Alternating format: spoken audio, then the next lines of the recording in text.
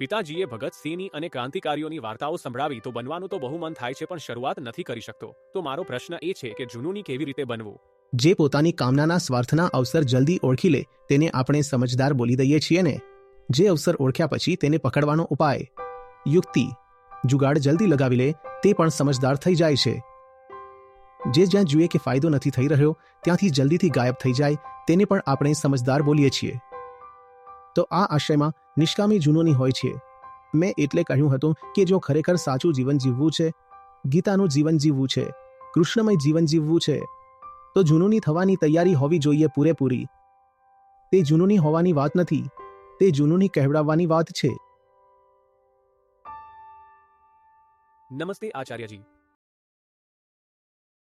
આચાર્યજી, તમને પહેલીવાર સવાલ પૂછવાનો મોકો મળ્યો છે. 3 વર્ષથી તમને સાંભળી રહ્યો છું અને તમારો હમણાં જ એક લેટેસ્ટ વિડીયો જોયો હતો, કંઈક ઊંચું કરીને બતાવો, જેમાં તમે બોલ્યા હતા કે એક જુનૂની માણસ જોઈએ. મારો પ્રશ્ન એ છે કે જુનૂની કેવી રીતે બનવું? મેં બાળપણથી જ ભગતસિંહ, મતલબ મારા પિતાજીએ ભગતસિંહની અને ક્રાંતિકારીઓની વાર્તાઓ સંભળાવી છે તો બનવાનું તો બહુ મન થાય છે, પણ શરૂઆત નથી કરી શકતો. અને જેમ કે બીજી વસ્તુ કે અત્યારે ખબર નહીં, ગભરાતો નથી, પણ હાર્ટબીટ અત્યારે વધી ગઈ છે તમને સવાલ પૂછતી વખતે, ના જાણે કેમ.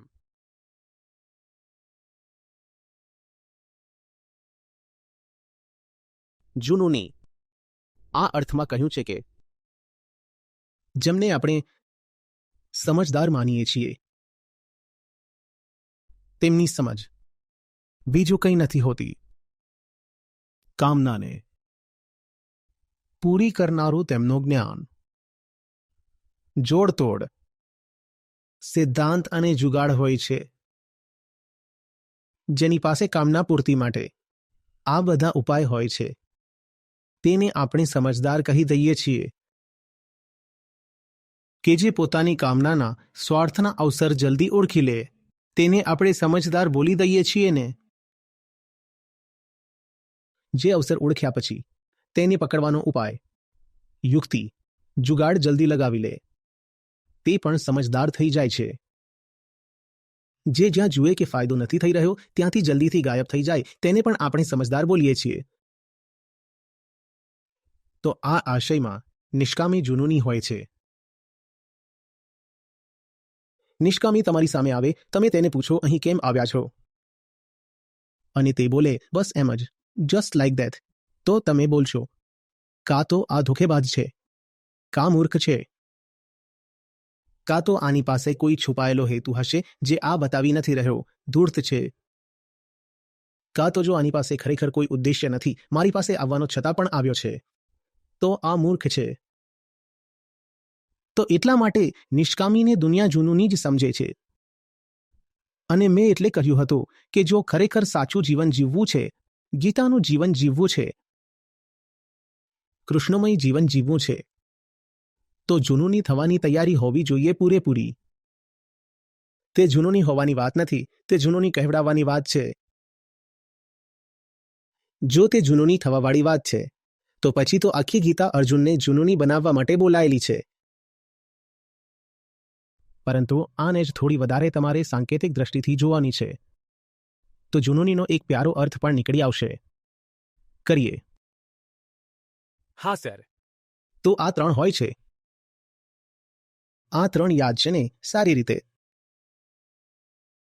આ જ શ્લોકમાં ક્યારેય પણ પૂરી ગીતામાં પછી આખી જિંદગીમાં આ 3 ભૂલવાના નથી. આ 3 યાદ છે ને?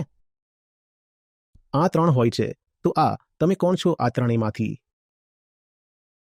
અહમ. તે ક્યાં છે? આ ત્રણેયમાં ક્યાં છે તે? સૌથી ઉપર. આ ઉપરવાળો, આ જ તો અહમ છે. સૌથી ઉપર હું જ છું. વચ્ચે, વચ્ચે, ઉપર નથી, વચ્ચે, આ વાળો. ઠીક છે. અને આનું જે માથું છે તે કઈ તરફ ફરેલું રહે છે? અહમ પેદા થતાં જ માથું કઈ તરફ રાખે છે? તે પેદા થયો જ એટલા માટે કારણ કે તેનું માથું કઈ તરફ છે? માયા, પ્રકૃતિ. પ્રકૃતિ તરફ છે ને તેનું માથું. તો જુનૂની તે છે જેનું માથું ફરીને આત્માની તરફ થઈ ગયું છે.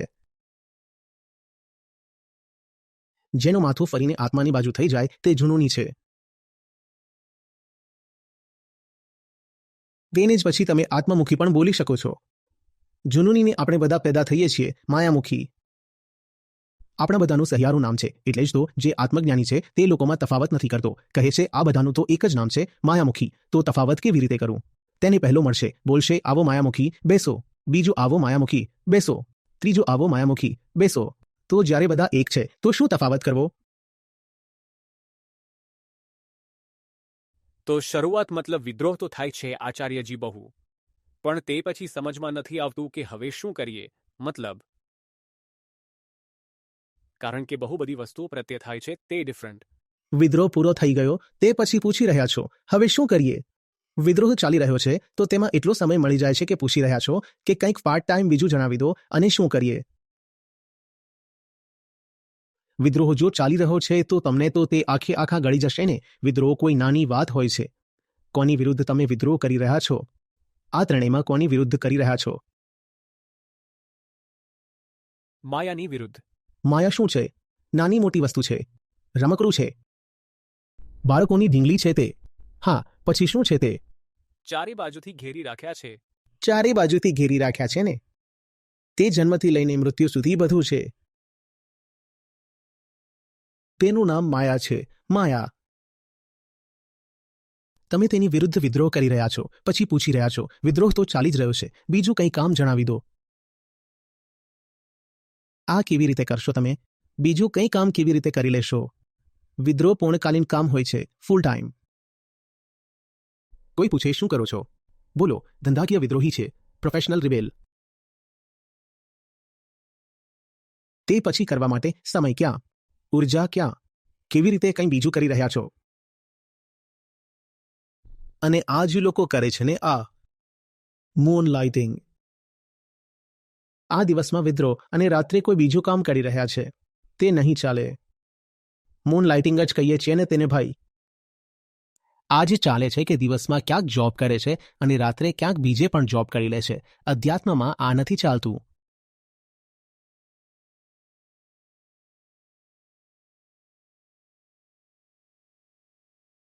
પ્રતિપર પછી વિદ્રોહી જ થવું પડે છે.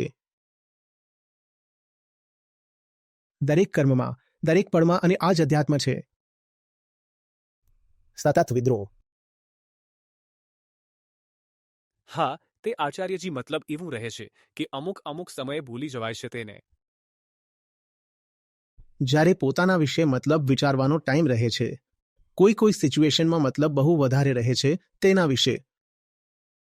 તો જ્યારે ભૂલી જશો તો ચોટ પડશે, જ્યારે ચોટ પડશે તો યાદ આવશે પછી ફટાફટ. તો ચોટ પ્રત્યે સંવેદનશીલ થઈ જાઓ. અપમાન ખટકવું જોઈએ. દર્દ જ્યારે થાય તો તે કંઈક યાદ અપાવે. ભૂલી ગયા હોત, અસલી વસ્તુ ભૂલી ગયા હતા એટલે ચોટ પડી છે. શ્રી કૃષ્ણ બોલે છે ને અભ્યાસ અને વૈરાગ્ય. જો વૈરાગ્ય થઈ જ ગયો તો અભ્યાસની શું જરૂર? અભ્યાસ એટલે જોઈએ છે કારણ કે વૈરાગ્ય કરશો પણ તો તે ખેંચે છે, ફરી ખેંચે છે, ફરી ખેંચે છે. તો તમારે ફરી છૂટીને ભાગવું છે તો એટલે અભ્યાસ જોઈએ. આ વારંવાર ચાલતો રહેશે ખેલ. રસાકસી આ જ છે. આ વૈરાગ્ય કોઈ એક વારમાં નથી ફલિત થતો. તમે અત્યારે મારી સામે ઘોષણા કરી શકો છો હું વૈરાગી થયો. મારી સામે કરી દીધી ને. તે જે મહામાં છે, જેની ગોદમાંથી આપણે ઉઠ્યા છીએ અને જેની કૂખમાંથી નીકળ્યા છીએ, તે આપણો વૈરાગ્ય નથી માનતી. તે કહે છે મારી વસ્તુ મારી સામે વૈરાગ્ય બતાવશે. હમણાં બતાવું છું, આવી જા. અને આપણે ક્યારેક નાના બાળકની જેમ, ક્યારેક મદહોશ પ્રેમીની જેમ તેની તરફ ખેંચાતા ચાલ્યા જઈએ છીએ. તો એટલે અભ્યાસ જોઈએ વારંવાર.